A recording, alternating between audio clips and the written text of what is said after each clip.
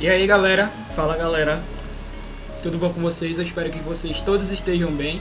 Eu sou Victor Santana eu sou Ítalo Marques e esse é o Noir no Ar. Sejam bem-vindos ao nosso canal. Hoje nós estamos trazendo como tema mais um dos grandes sucessos da Netflix no âmbito das séries, que estreou aí na última quarta-feira, dia 22. E nós estamos falando, é claro, da terceira temporada de The Umbrella Academy. Então, se você quer saber o que a gente achou sobre essa nova aventura da família Hargreaves, é só esperar aí para depois da vinheta.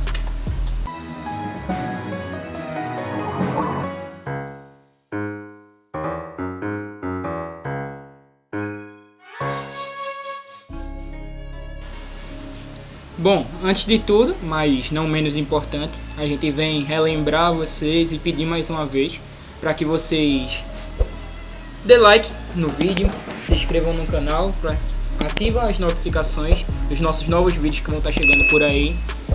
Gente, não custa nada, é só 2, 3 ou apenas um clique, dependendo de onde você estiver assistindo. Se você tiver com disposição, joga aí também teus comentários, tua opinião sobre a série, tuas expectativas se você ainda não viu, o que você espera sobre a série, se você acha que ela vai ser boa, se vai ser a melhor temporada. Se você já viu, fala aí se você achou que foi uma temporada boa, se você não gostou tanto assim.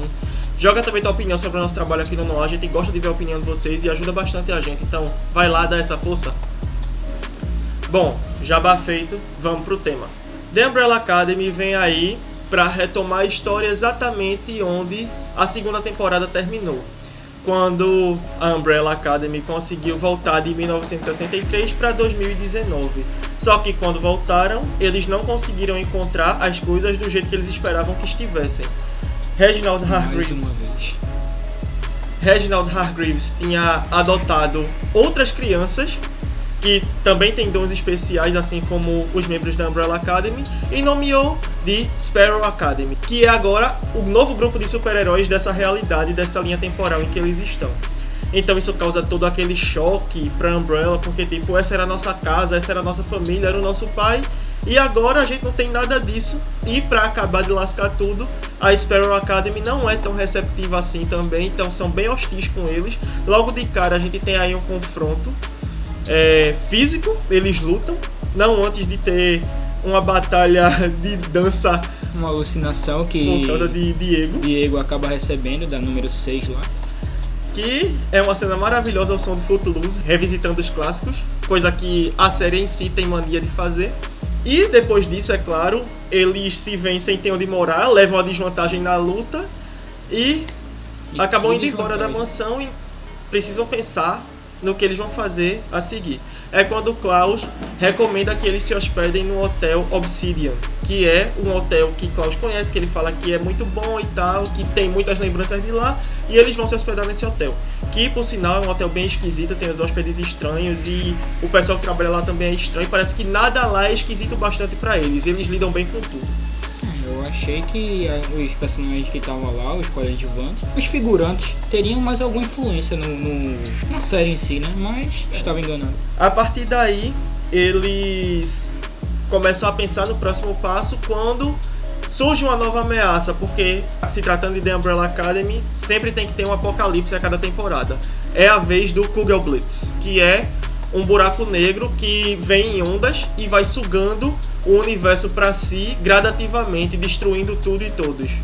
Mais uma vez, os Hargreaves vão ter que salvar o mundo do apocalipse. Mais um apocalipse.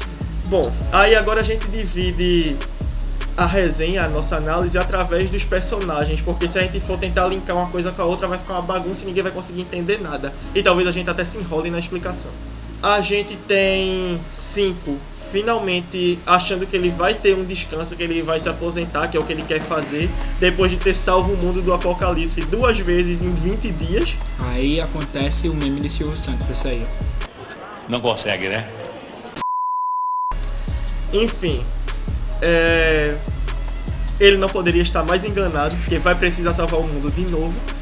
E quando ele sabe da existência do Kugel Blitz, ele tenta resolver isso, mas agora tá tudo mais complicado porque a comissão não existe mais, tá totalmente destruída por causa do Kugel Blitz. A maleta também tá destruída. Nenhuma maleta de viagem do viajar. contínuo espaço-tempo funciona mais. As únicas duas que tinham estão dando tilt e não funcionam mais também. E ele vai ter que pensar outra maneira de salvar o mundo. Por aí você já vê que 5 vai seguir na mesma vertente que ele vem seguindo desde o início da série. Ser o personagem que se move pra salvar o mundo. Ele é sempre o fio condutor de tudo, ele guia o grupo dos irmãos porque ele tem mais experiência com aquilo do que qualquer um outro.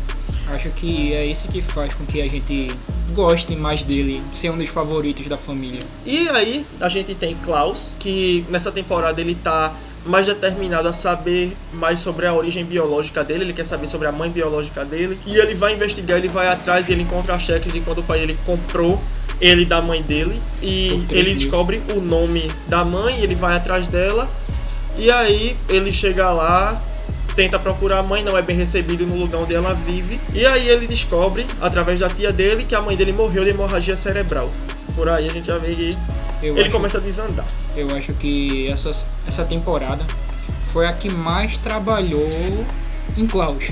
Foi o maior desenvolvimento que teve dele dentre as 3 temporadas. E em meio a isso a gente também vê ele preocupado com as relações familiares. Ele quer saber sobre a mãe biológica dele quando ele descobre que ela não tá mais viva. Ele vai tentar resgatar uma relação com o Reginald lá na Sparrow Academy. Que embora não seja o mesmo que criou ele. Exatamente, até porque à primeira vista o Reginald que ele tá convivendo agora é muito melhor do que o pai que ele tinha, né? Porque é mais sensível, se preocupa mais com ele. E quer até ajuda ele a desenvolver o poder dele ainda mais, que acaba convergindo para que ele se torne imortal, porque Reginald ajuda ele a voltar da morte cada vez mais rápido, então ele morre, ele volta, ele morre, ele volta quando ele quer. Então ele tem meio que domínio sobre o plano astral dele.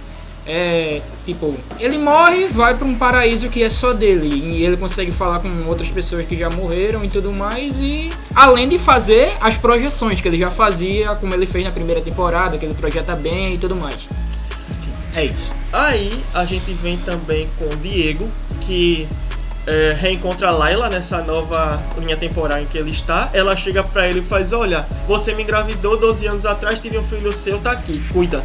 Não fiz essa criança com o dedo. Segura a bronca, que o filho é teu. E se manda. Eu odeio aquele menino. Esse menino é Stanley, um menino que Diego precisa tomar conta no decorrer dessa temporada. E ele desenvolve uma dinâmica legal com o menino. Ele mostra que ele será um bom pai, que ele consegue tomar conta da criança. E aí é que ele começa a desenvolver a relação dele com Layla, a relação romântica conturbada que eles têm, que a gente sabe que eles têm. E também dele com os irmãos dele. A gente tem momentos muito bons dele com Alison, momentos bons dele com Victor, com Klaus e assim por diante. Acho que ele só não tem com 5 em si, porque o que a gente teve de presença deles, eu acho que já foi resumido na segunda temporada. Agora eu acho que, pelo fato dele ficar muito centrado nisso, nas relações dele, ele acaba sendo um personagem subaproveitado. A maior parte do tempo ele tá com Layla. É sempre uma discussão de cunho romântico, tipo, você teve outros homens e eu não tô nem aí, fica nessa discussão, aquela coisa girando em círculo da relação deles. Mas eu acho que é isso que faz com que ele seja um cara centrado, porque tem toda essa preocupação que ele desenvolve, cuidar do filho, querer cuidar de Layla também, se preocupar com a família, e por ele ser pai agora, ele não quer ser o pai que o pai dele foi. Mas o que eu tô falando é no sentido geral. A gente tá acostumado a ver Diego em ação, e ele não tá muito em ação nessa temporada. É isso que eu tô falando. Porque eu acho que eu acho que ele seria de maior ajuda em momentos cruciais de ação da série, em que ele não estava presente porque ele estava desenvolvendo relações pessoais dele. Assim, não que seja uma coisa ruim, mas eu achei sobre aproveitamento do personagem. Essa terceira temporada foi mais questão familiar de resolver coisas assim do que uma ação propriamente dita. No começo da série, sim, a gente vê aquele Diego que quer resolver tudo na hora, que quer ser o herói e tudo mais, até que chega o ponto de Layla entrar na história, que é o momento que ele decide cuidar da família. Enfim, aí a gente tem Victor, que é o primeiro a tomar a iniciativa de tentar fazer um acordo com a Sparrow Academy, porque ele tá motivado a pegar a maleta para conseguir voltar para Cici lá em 1963, a gente também tem aí a questão da identidade dele sendo abordada nessa temporada de uma forma sutil, pontual, mas sem ter descaso com o personagem. Não precisou de grandes alardes, ele simplesmente chegou lá e disse: é assim que eu sou, e ele foi aceito pelos irmãos dele de forma amorosa. A gente tem nuances disso, a gente tem vislumbres disso na temporada. Acho que em questão de relação dele com os irmãos, a que mais se destaca é a dele com o Alicent, porque eles sempre tiveram aquela cumplicidade, eles sempre foram amigos. Mas nessa temporada aqui a gente tem mais declarações, a gente tem tipo, eu vou apoiar você independente de qualquer coisa. Também o maior confronto de Victor em questão de ética é com Alicent. Eles têm um embate nessa temporada em que a coisa fica realmente séria entre eles. E também por conta do reencontro com Harlan, que é aí o filho de Cici, que agora nessa linha temporal tá mais velho, cheio de problemas por causa dos poderes que Victor transferiu para ele acidentalmente, e acaba que o Harlan acaba como chave de um problema maior entre eles e a Sparrow, porque em dado momento ele acaba fazendo uma coisa que respinga nos Sparrow e eles criam ainda mais raiva da Umbrella por causa disso. A Alicent, ela tá cercada de conflitos internos nessa temporada. Esses conflitos internos que ela tem é o que me faz não gostar dela nessa temporada. Mas o ponto alto que ela tem é ela jogar verdade. É isso. Ela simplesmente fala tudo. Ela tá totalmente descontrolada porque ela perdeu a filha. Ela não tem mais o marido que ela tinha em 1963. Ou seja, pra ela, cada vez que eles pulam pra uma realidade nova, muda alguma ela coisa. tá se vendo num lugar pior. Ela sempre perde, ela sempre sente as coisas. Ela vê quando o pessoal tá errando, ela vê quando estão agindo feito idiotas. Ela não tem paciência nenhuma mais devido às perdas que ela sofreu. E ela meio que começa a jogar logo tudo. Claro, eu acho que tem atitudes dela, decisões que ela toma, a forma que ela trata as pessoas, que me fazem ter raiva dela nessa temporada, sim. E olha que Alicent é uma personagem que eu gosto muito desde o início da série. Defendo ela independente de qualquer coisa. Bom, acho que o ponto alto é quando ela mata a Harlan, que acaba por ser o momento em que vira a chave para Victor e eles têm uma briga, eles têm um embate, porque Victor estava defendendo Harlan mesmo sabendo que foi ele que foi o causador da morte das mães biológicas de todos os membros da Umbrella. Então ela vai lá e joga na cara de Victor que ele agiu errado, que ele tá errado, e que ela tá cansada de só ela sentir a dor, e que todo mundo tá ali e ela tem que amenizar e ela tem que levar e só ela sofre. Ela tá defendendo os interesses dela, de forma nem sempre correta, sim. Mas, ainda assim, ela é uma personagem pé no chão, com escolhas questionáveis nessa temporada, o que faz com que a gente queira meter a mão na cara dela algumas vezes. Eu acho extremamente necessário isso que teve na relação de Alicent com Victor, por ela, justamente que Ítalo falou, de ser a única que tá perdendo as coisas e do nada Victor só quer recuperar o que ele perdeu em 1963 e Alicent perdeu bem mais coisas do que isso. Além de ter perdido a mãe também, que é o fato dela não existir realmente por culpa de Harlan.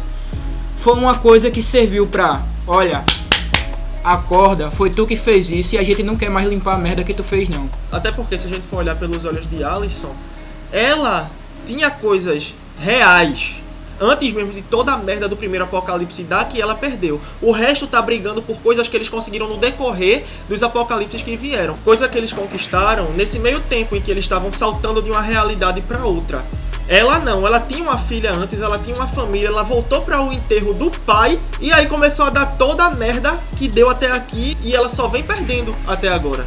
Bom, aí a gente entra em Luther, que como sempre é aquele personagem que é o mais sensível do grupo de irmãos. Ele tem aquele tipo bobão, aquele negócio meio engraçadão e tal. E bom, ele se preocupa sempre com o bem-estar dos irmãos, porque pelo fato dele ser o número 1, ele acha que cabe a ele fazer isso, ele tem que ser ali o ponto forte da família e tal. E bom, ele também tenta se entender com os Sparrows pra resolver. Ele quer achar uma maneira de que entrem num acordo pra as duas academias se ajudarem e colocar tudo nos eixos de novo.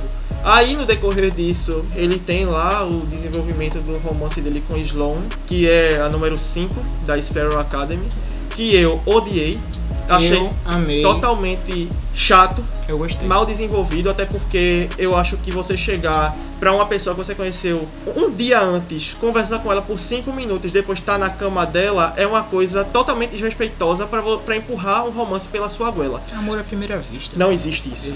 Foi mal desenvolvido, descartou totalmente o relacionamento de Alicent com Luther, que vem sendo desenvolvido desde a primeira temporada até aqui. A gente vê que Luther era o ponto de equilíbrio de Alicent sobre os problemas dela. Ela tinha muitas questões internas sobre a questão da filha dela lá desde o começo, e ele chegava e acalmava ela, vinha com a gentileza dele e tocava nela, e ela até falou pra ele que ele era o homem mais gentil que ela conheceu. Ou seja, quando você chega num momento como esse, em que eles tinham a oportunidade de levar essa relação deles a um outro nível, porque a pessoa que poderia fazer Alicent lidar com esses problemas era a Luther. Mas não, ele estava vivendo um romance com a outra lá. E um romance totalmente dispensável, porque o personagem ficou mais uma vez subaproveitado. E ele fica... Hashtag Ítalo Revolts. E ele fica girando em torno desse romance a temporada toda, e eu não consegui engolir a existência disso. Eu acho Sloane totalmente sem sal. É uma personagem chata. E não é só porque eu prefiro Luther com Alicent, eu acho ela totalmente chata. Ela chega lá com aquela meiguice dele e depois tentar empurrar uma história de casamento só porque o mundo ia se acabar. Um casamento com uma pessoa que você conheceu 3 dias depois. Minha gente, por favor, não dá. Não dá. Eu queria muito, eu defenderia a Alicent totalmente, eu teria passado pano pra ela se ela tivesse matado Sloane quando eles capturaram ela lá, achando que a Sparrow tava tramando alguma coisa contra a Umbrella. Era pra ter feito isso. Eu acho que essa parte daí, eu gostei muito de Sloane, não só pelos poderes dela, por ser de gravidade, que foi uma coisa que eu achei interessante, porque Luther passou o tempo na Lua. A Lua, qual é o diferencial da Lua daqui pra Terra? A gravidade. Eu acho que essa foi uma jogada boa de se colocar.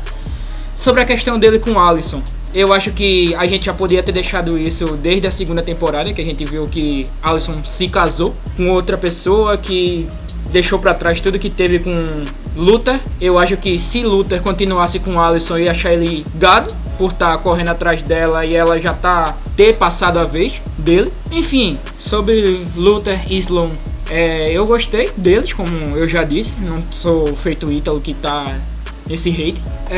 Eu achei fofo os dois, porque Luther tem aquela cara de ser bobão, como ele tava citando, mas Sloane é meiga com ele, e quando Luther consegue ficar com raiva, ficar descontrolado sobre algumas coisas, é ela que tá ali pra... Calma, eu tô com você pra isso daqui, a gente vai resolver, e qualquer coisa que você tiver, eu vou estar junto com você. Eu não vi nada disso com Alicent, porque as questões que tava tendo, Luther tava pra Alicent, mas eu não vi nenhum momento que Alicent tava lá pra luta. A história dos dois está sendo abortada desde o início da série, Victor. Quando eles tiveram desenvolvimento de casal, teve aquele problema lá que o dia em que eles tinham finalmente tido um avanço não existiu. Na segunda vez, eles caíram numa realidade em que ela, de certa forma, estava envolvida com outro homem. Ela nem sabia que luta existia até ela reencontrar ele. E aí tinha toda aquela questão racial dela lá, que ela tava lutando por causa da segregação, que inclusive foi um ponto muito bom da segunda temporada. Eu amei esse arco de Alicent pra entrar em conflito com esse da terceira temporada, em que eu achei que a personagem foi boa, mas não tão boa quanto poderia ter sido. Mas enfim, a história deles, de Luther e Alicent, vem sendo atrapalhada pelo roteiro até aqui. E agora botaram esse terceiro elemento, jogando um triângulo amoroso na história só pra isso. Não é um triângulo, velho, já passou. Aceita. Não é Veja, você que fala pro pessoal, supera? Então supere. Veremos. Tanto que ele teve um momento dele lá com Alicent antes de ela fazer lá a merda que ela fez, né? Que ela meio que usou o poder dela nele. Mas enfim, não gostei de Sloane, não gostei do desenvolvimento dos personagens. Se fosse pra ter um romance, tudo bem. Eu passaria pano se fosse bem construído. Não ter empurrado um casal goela abaixo em menos de 2 episódios. Irmãos por obrigação, amantes por opção. Eita! E aí a gente tem Ben, que ele apareceu agora vivo do lado inimigo. Ele faz parte da Sparrow Academy, ele é o número 2. E ele é agressivo, impulsivo, descontrolado, prepotente. Ele é o extremo oposto do Ben da Umbrella. Tanto que os irmãos dele falam isso pra ele. O nosso Ben era totalmente diferente de você. Mas assim, ele tem lá a ambição de se tornar o número 1. Principalmente quando o Marcus é sugado lá pelo Kugel Blitz. Então ele vê a oportunidade dele de assumir a chefia da família. Ele passa a maior parte da temporada sendo um personagem odioso. Eu achei muito paia esse negócio de Marcus ter sido absorvido lá, sugado pelo Kuga Blitz. Porque todos os outros personagens da Sparrow e da Umbrella sobreviveram a todas as ondas, menos Marcos. Ben é de longe o mais irredutível da Sparrow. Ele é o personagem que menos dá o braço a torcer. Ele quer ir até o fim contra a Umbrella. Depois ele acaba se unindo a eles porque não tem mais escolha. Eles se veem tendo que resolver aquilo ali juntos. Então a gente tem aí um Ben novo se unindo à Umbrella Academy. Reginald aparece aí como sendo um personagem mais atencioso. Ele é uma versão melhor do que a versão do pai dos Umbrellas. E bom, ele é subjugado pelos Sparrows nessa realidade, que medicam ele e administram os recursos dele no lugar dele. Então não é ele que chefia a família chefia ele. E ele tem lá o seu desenvolvimento, principalmente com Klaus, que é a pessoa que ele ajuda, e Klaus também ajuda ele a parar de se medicar, num ledo engano, porque a gente sabe que Reginald acaba sendo o grande vilão dessa temporada e quiçá da série daqui por diante, porque ele simplesmente quer usar os filhos dele como chave para ativar uma máquina que vai resetar o universo E assim e ele matar voltar... os filhos no processo. Ele é um personagem extremamente odioso e ele mata a Luther. O auge do meu ódio dele foi ali. E ele também matou Klaus várias vezes. E depois indiretamente, quando deixou ele lá de fora e disse que não era pra ele ir com eles lá para o confronto final da série, da temporada no caso. Não importa a linha temporal não, Porque esse homem é safado em uma, será safado em todas. A gente fala mais um pouco sobre ele mais pra frente, em como ele conclui essa temporada. E aí a gente tem Layla, que segue aí a mesma vertente da temporada passada. Ela é aquela personagem caótica, agressiva, engraçada, cheia de camadas. Ela chega, ela mente pra Diego, dizendo que Stanley é filho dele, deixa ele cuidando do menino lá, só pra saber se ele realmente tem capacidade de ser um bom pai, porque ela tá grávida de verdade e ela quer contar isso pra eles, e também ter certeza de que ele será um bom pai pra criança quando ela nascer, ou se ela tem que se mandar e deixar ele pra trás mesmo e criar o filho sozinha. Eu acho que foi a temporada que mais ela foi aproveitada em si, entre a segunda e a terceira. É porque na segunda temporada ela foi introduzida, né? Aqui ela foi mais desenvolvida, a relação dela com o Diego principalmente. Aí, bom, Família. ela e Diego são o fio condutor da trajetória da personagem nessa temporada, e junto com ele é que ela descobre o Oblivion, que é o lugar lá onde tudo vai culminar nesse apocalipse. Aí a gente é levado pro final da temporada, quando todas as relações já estão desenvolvidas. Aí a gente volta pra questão do Kuga Blitz, que tá praticamente com todo o universo já engolido, porque as únicas pessoas que sobram é as pessoas que estão no Hotel Obsidian, que no caso são os Umbrella, os Sparrows que restaram e Reginald.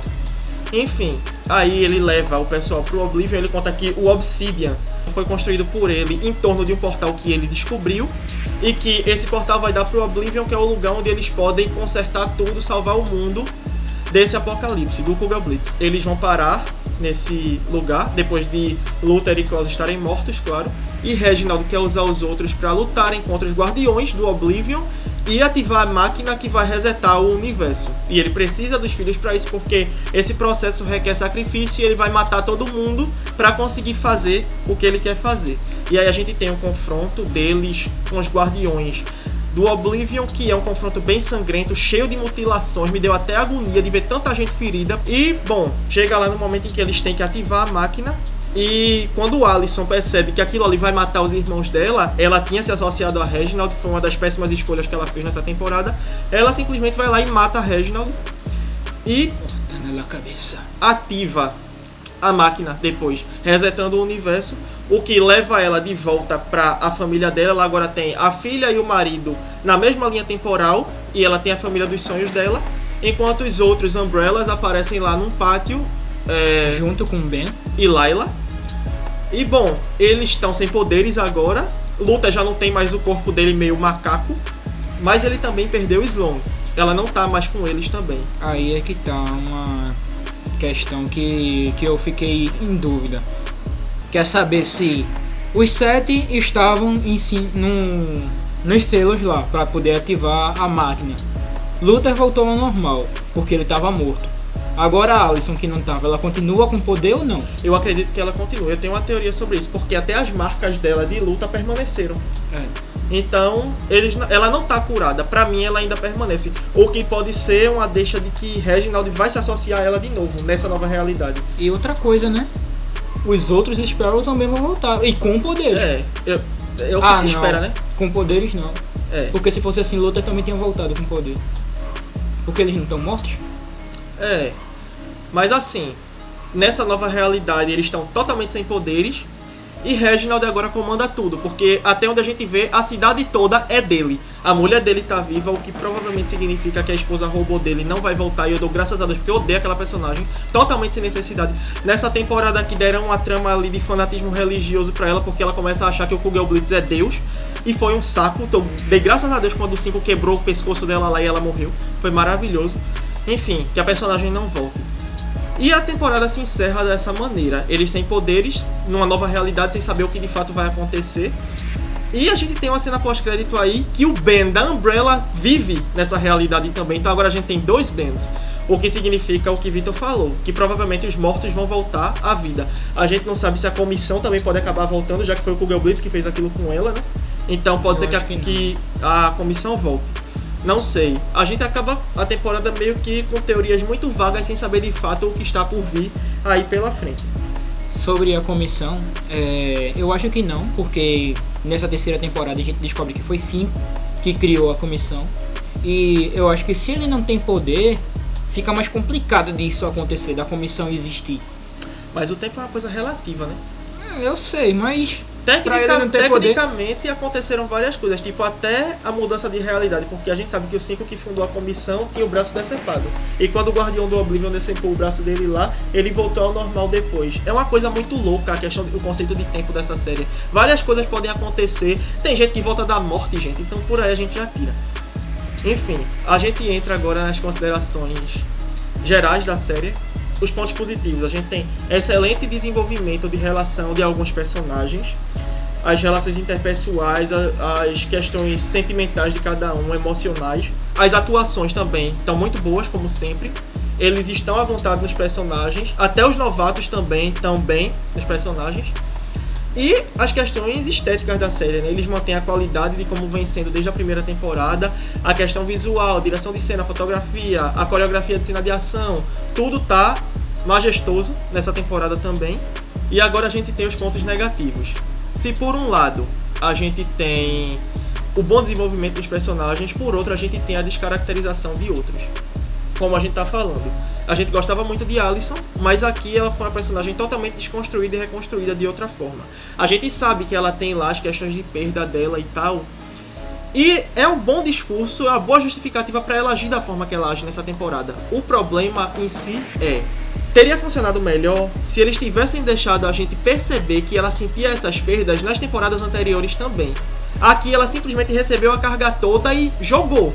E meio que fica parecendo que ela é uma rebelde sem causa na maior parte do tempo. Até ela estourar com o Victor, você simplesmente sente raiva dela, das escolhas que ela faz, das atitudes que ela tem. Da impulsividade dela. A forma que ela trata as pessoas, a forma violenta com que ela age. Ela simplesmente tem um momento lá em que ela entra com o Diego num bar, de pessoas escrotas, claro, e espanca todo mundo lá dentro pra se sentir melhor consigo mesmo. Isso é uma coisa que a Alyson, que a gente conhece, não faria. Agora você diz, no jogo, eu faria igual. Eu faria igual. Mas enfim, aí sou eu, né?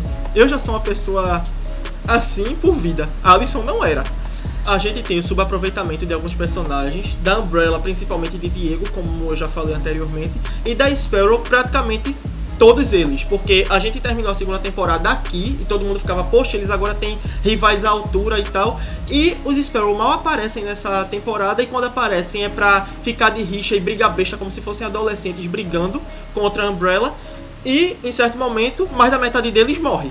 Então, mal aproveitado. A gente poderia ter tido um enredo muito bom jogando a Umbrella e a Sparrow uma contra a outra. Se, por exemplo, o fato deles quererem salvar o universo fizesse a realidade dos Sparrow desaparecer, e por isso eles quisessem impedir a Umbrella. Seria um enredo de temporada muito bom e trabalharia em cima do conceito que eles criaram no final da segunda temporada, de que seria Umbrella contra Sparrow. Mas eles não aproveitaram isso, eles simplesmente jogaram os personagens lá, acabaram com eles e foi isso.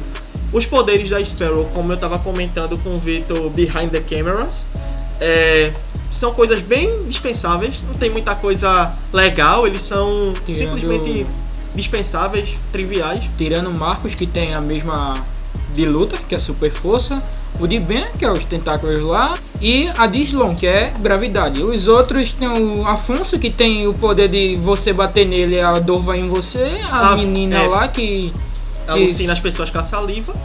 Uma saliva preta. Que é Jamie. Que é nojento. E Faye, que simplesmente é cega e vê através de corvos. Ou seja, os corvos que ela solta vão pra outros lugares e ela vê através dos olhos dele. E ela pode controlar esses corvos pra atacar, pra...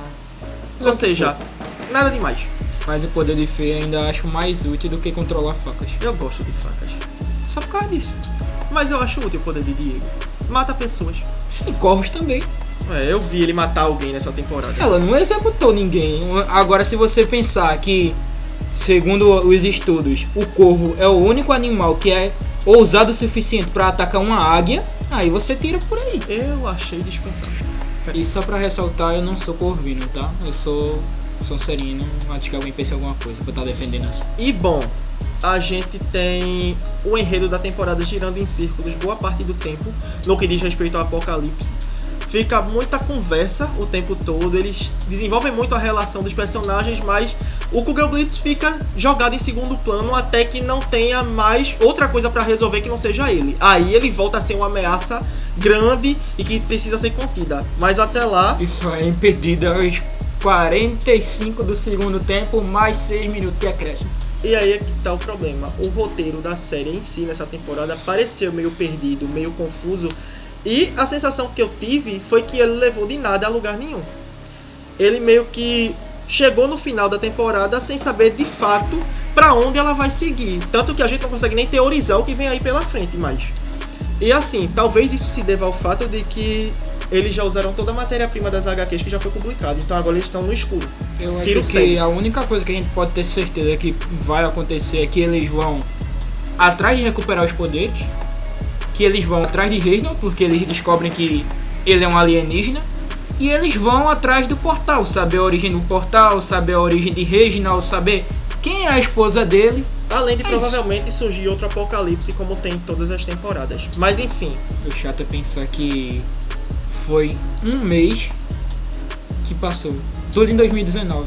Eu acho que a gente pode ver o próximo capítulo, a próxima temporada, sendo em 2022 ou em 2024, que é quando vai sair a quarta temporada. Bom, aí a gente vê que essa temporada em si é como se eles quisessem produzir episódios novos, só que pelo fato de não terem uma matéria-prima para adaptar, eles colocaram os personagens ali fazendo qualquer coisa só para dizer que eles estão ali e não comprometerem a ideia principal sem que tivesse matéria-prima para adaptar. Então... Você falou um ponto. Você tem um ponto. Colocar personagens só pra estar ali. Christopher. Gente, um cubo! Como foi que aquela caixa nasceu? Eu quero saber isso. Uma mulher engravidou de um cubo mágico, foi?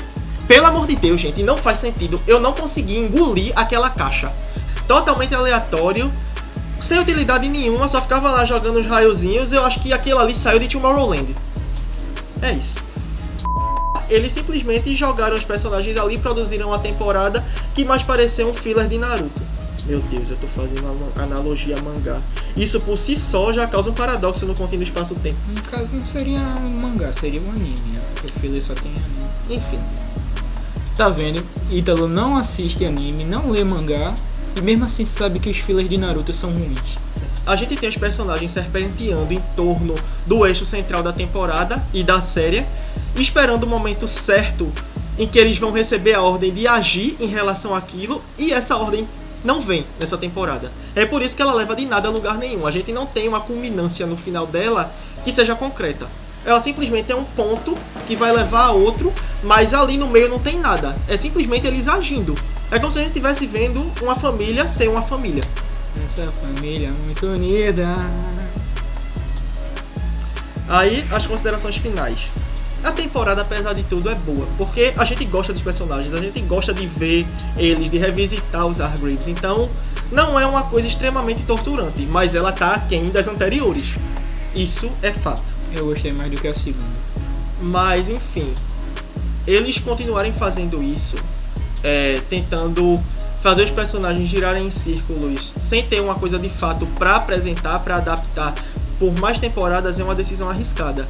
Porque fazer isso por mais uma temporada aí é uma coisa que vai tirar fôlego da série pra uma coisa que os showrunners têm plano de fazer em 7 temporadas. De tanto tirar fôlego da série, ela vai acabar sufocada pelo cancelamento. E isso é uma coisa que a gente sabe que a Netflix não tem medo de fazer quando ela quer. Não importa o sucesso da série. Se ela sentir que a série tá perdendo fôlego, às vezes a série nem perde e ela cancela. É melhor eles não darem sorte ao azar, porque senão The Umbrella Academy vai ter o fim antes mesmo deles esperarem. Essa é a nossa análise sobre essa terceira temporada de The Umbrella Academy. A gente espera que vocês tenham gostado desse vídeo. A gente sabe que ele vai ficar longo, mas a gente sabe também que, se tratando de uma série com tantos acontecimentos, é impossível a gente fazer uma análise mais rasa do que isso. E lembrando que a gente não tem nenhum vídeo sobre a primeira e a segunda temporada, né? Então dê um desconto aí. Tinha muita coisa pra conceituar, pra trazer essa análise aqui pra vocês. E também pra apresentar pra quem não assiste, né? Pra quem não assistiu. A gente espera que vocês tenham gostado desse vídeo. Se você é novato aqui, vai ter mais vídeos linkados aqui no Se início. vocês gostaram do nosso vídeo, não esqueçam, por favor, de deixar seu like, se inscrever no canal, ativar o sininho para as novas notificações dos nossos novos vídeos que vão estar chegando por aí. Comentar sua opinião aí embaixo sobre a série, sobre esse vídeo, sobre o nosso trabalho aqui no Noir. Se você é veterano aqui no Noir, a gente te agradece por ter visto mais esse vídeo, por ter assistido a gente até aqui, por estar nos acompanhando. Valeu pelo apoio. A gente espera que vocês voltem para mais, sendo novatos ou veteranos, que fiquem aqui com a gente. Se você é novato, mais uma vez, seja bem-vindo. A gente vai estar esperando vocês para a próxima. E até lá. Tchau.